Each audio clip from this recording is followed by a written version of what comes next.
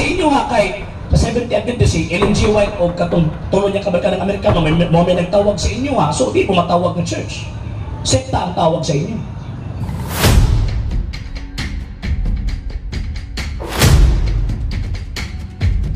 Sige. Kung di ay sumabasa ba di ay ang religion nga sa inyo ha, religion ninyo sa Bible, based in the Bible? Yes. Mabata ko ang gibasihan ng St. Matthew chapter 16 verse 18. Unsa iyang giingon? Thou art Peter, and upon this rock I will build my church, and even the gates of hell shall not prevail against it. Kanang word nga, even the gates of hell shall not prevail against it. But pasabot anak kanang iglesia from the 1st century AD until now nagpabilin. Wa gyud na mawa og kanang iglesia mo na Iglesia Katolika Apostolika Romana. Opo, sir. Salamat. Pero ang ibig kong sabihin kung istudyan gyud mo na siyang giingon dira sa Ginoo sa Biblia nga kanang sa scripture niya nga church, mag-build siya og church, hindi mo gina siya building or kanang church nga building, kundi katawhan ko na siya, sir. Wala ko nag-ingon na building na, sir. Kanang church nga giingon dira sa Ginoo, katawhan na siya. Wala ko nag-ingon nga building na. Ang akong giingon church, and tama ko yung giingon nga it refers to katawhan, pero na ay adjective nga called out ones. Kaya kung church magod from the Greek word ecclesia, buot pasabot iana, it is a convocation or society of people called out by God. So buti pasabot tawagon ng simbahan kung gitawag na sa Diyos. Muna ang mga apostol unang simbahan kasi Kristo ang Diyos may nagtawag nila. Ang simbahan Katolika kay mao man ang iglesia dito kundi Kristo man nagtawag iglesia.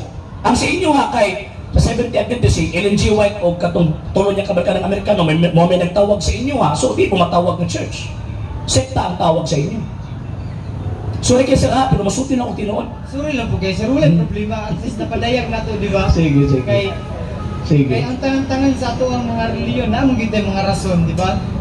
Pero depende rin mong gina pagsabot na to sa pulong sa Ginoo. Kung asa ta gitawag sa Ginoo, dito ta.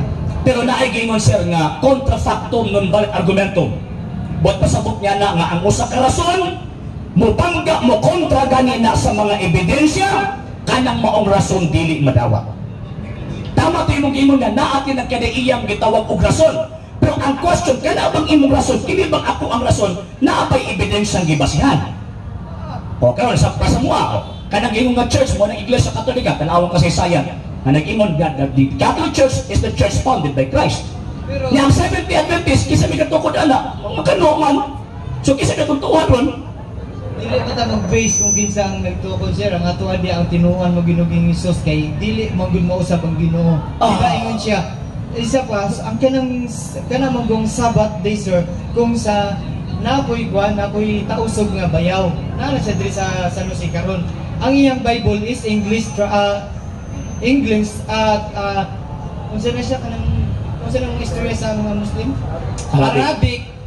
Arabic translated sa English. Ang giingon niya dito, Sabbath day which means Saturday.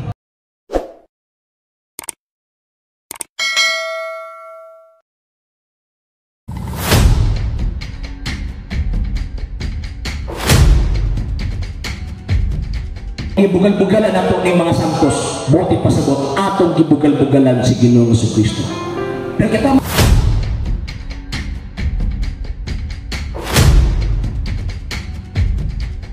Saya akong pangutanan. Ngano man ang mga Katoliko nga motuo man dibulto. Ngano naman kay dibulto. ang akong tubag nanay nganong motuo man tawag ining ribulto dili tungod sa iyang pagkaribulto.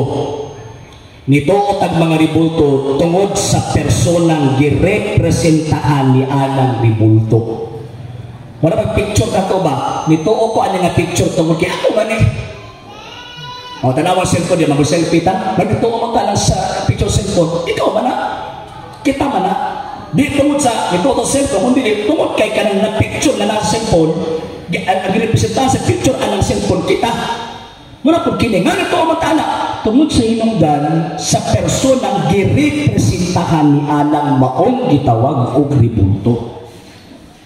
Kini imahin sa mahal na birhen dili tungod kini tuod atong sapato naghihimo no nituod nga kini larawan sa mahal na birhen tungod sa responsableng persona nga girepresentahan ining maong nagawala.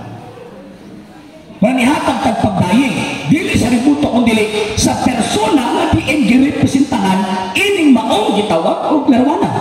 Una kung mingon ta ba di ka mag-ampo ta amahan namo na akas langit. Di kita mingon na amahan namo nipilit ka ng ribulto.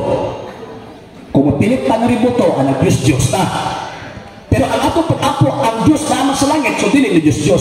So therefore, nanumituo ta tungod sa responsibility higala sa Diyos nga girepresentahan ni ining maong gitawag og ribulto. Sakit magud naton at mismo ato ang picture, sige daw. For example, naman tay printer, picturean ta na isa-isaon ta mo picture mga ma'am.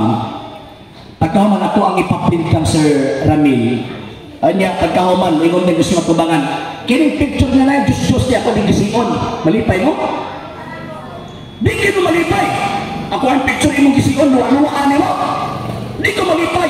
How much mo kang imahe ni Kristo? Imahe sa mahal na Birhen. Imuhan ang tanamas-tamasan, bugal-bugalan ni mo, di yun na malipay ang tagya. Ngayon pa nagandang sa Kristo, kahit pinaaki ka ninyo, gipasidunggan ako. Kung gibugal-bugalan ako ng mga santos, buti pasagot, atong gibugal-bugalan si Ginoong sa Kristo. Pero kita mga Katoliko, nagpasidungog mata, atong gipasidunggan ang mga santos tungod ni Kristo na atong Diyos o atong manluluwas. Matong tumagnay.